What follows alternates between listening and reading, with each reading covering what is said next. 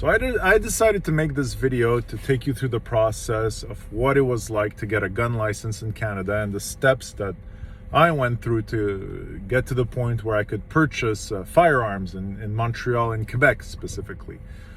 So what you need to know about me is that I'm not particularly into guns, but one of my family members was an avid shooter for whether it's target shooting, clay pigeons, and ideally hunting, and I felt like I was missing out on it with him, so I decided to go through the process.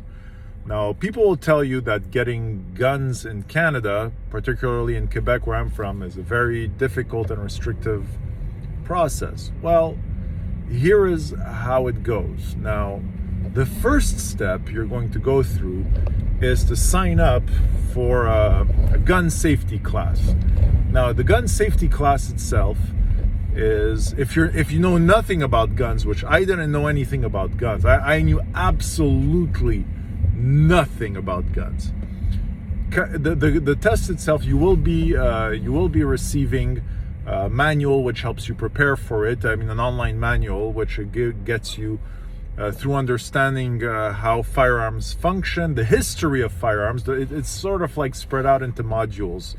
So you get an idea of the history of firearms, how muzzle loaders work, the different types of triggers, the different types of munition, and all of that in itself is part of the curriculum that you get to learn before you attend the class. So this you'll do by yourself on your own time.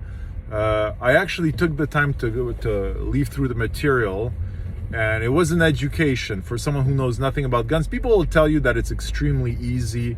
People who have a lot of knowledge on guns will tell you it's extremely easy, but I didn't find it easy at all, because something as simple as the difference between a .303 British, a .303 Savage bullet, different types of muzzle loaders, different types of handling, different techniques of handling guns, different safety clearances to make sure that that your weapon is unloaded. But that's just the basics. It actually goes in a lot more detail. So for me, it was an education, and by the time I signed up for the class, and it was a day-long class. I mean, this is not like it's not like something that's done in a few hours. You get there early in the morning, the class starts and keeps going until late afternoon. In my case, we had 2 instructors. It included, a test at the end, and if you do not pass the test, you will not. If you do not get a passing grade, because the test is in 2 parts. You get a written exam, and then you get a practical exam where you have to show that you can competently manipulate a firearm.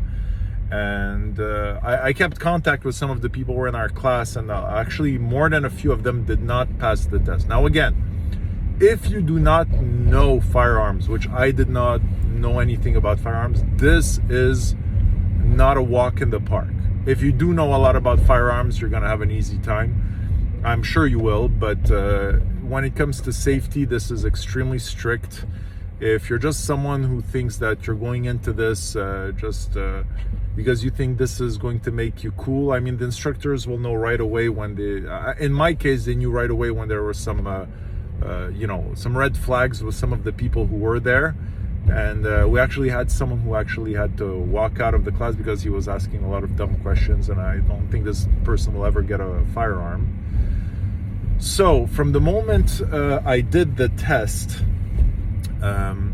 once the test was done, like I said, the written and practical exam, and I had to drive out almost 45 minutes out of Montreal for this. I waited, I think it was a few weeks, I think it was 6 weeks until I received the card saying that I had passed the safety portion of the test.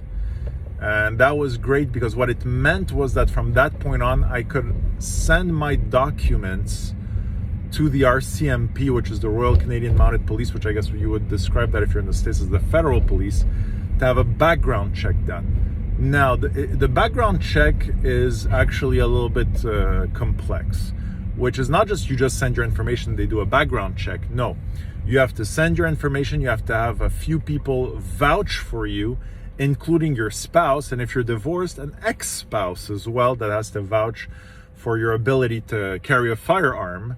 And that itself, you have to take a picture that you send with your documents. The forms are very easy to find online once you go through this. And then a sort of waiting game starts. And the waiting game will give you the ability, if you pass the background check, to get a possession license, which will allow you to purchase a firearm. We call this a PAL, P-A-L. Now, in the initial phase of this, in the initial parts, I didn't understand why I wasn't getting any. The website, the RCMP website itself, was up and down, and after a few months, I called in a few times to know the state of my file. I wasn't getting any updates. It was a really long process, and I realized that some people could wait 11 to 12 months, some people even longer, but some people can wait to get it in 3 to 4 months. What happened in my case is I discovered that there was an online, halfway through the process, I think 3 months in, I sent my application in November, I realized that I could do an application online with an email confirmation system for the people who vouch for me. Now, this was a new platform that they had just recently put in place. And so I did almost a double application. I sent an application by mail and I did an application online. They both cost me, I think, $60 on my credit card, but in the end I got one refunded because once I got my PAL, they realized there were 2 applications in the system. So by the time I got my license, my license about 6 months in, my permit to acquire a firearm, and you get a card in the mail, and that allows you to go to a gun store and purchase a firearm.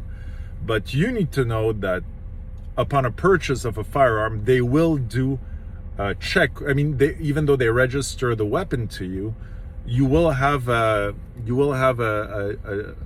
additional check by the RCMP. And while I was there, I learned that there were a few people who, even though they had their PAL, they had 2 rejected transfers from people who, even though they had their license, didn't qualify to get the weapons that they wanted. And in this case, they were literally muzzle. I think they were muzzle loaders, but I may have misinterpreted it. But I was very surprised by what I saw, that's how strict it can be. Now, at the same time, the type of acquisition license I applied for was for non-restricted firearms, which are hunting guns, which is what I wanted. And in the end, I knew exactly what I wanted to get, because I'm interested in clay pigeon shooting and learning that level of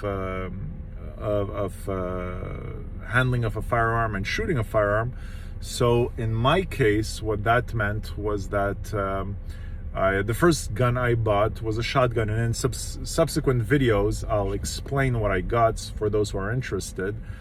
But I got a really nice Mossberg 500 with a 28-inch barrel, which in the end I realized was, 28 inches really long. I'm 6'4", but I never realized how long that 28-inch barrel would be for a guy like me. But at the same time, it's been an education, because the one thing you learn is that training to handle a firearm, training to basically go through this process of getting your own firearm, having it at home, and learning to handle it, getting a safe. I had to get a safe so that I could make sure that everything would be securely hidden in my house, but securely stored, more importantly.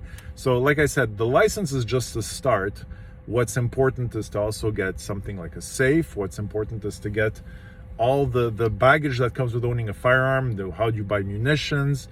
And in subsequent videos, I'll explain that process. I'll explain how I got my first rifle, how I got my first shotgun, and I'll take you through the differences and how I made my choices. So thanks for tuning in. Like and subscribe.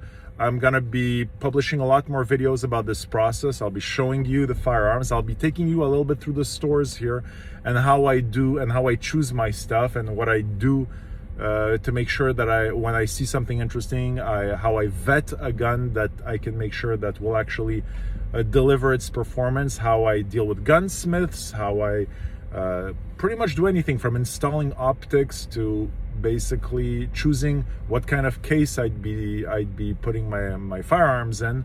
So this is the first video. Thanks for tuning in, and I hope I get to see you guys soon enough, and I can't wait to publish more of these. Have a good night.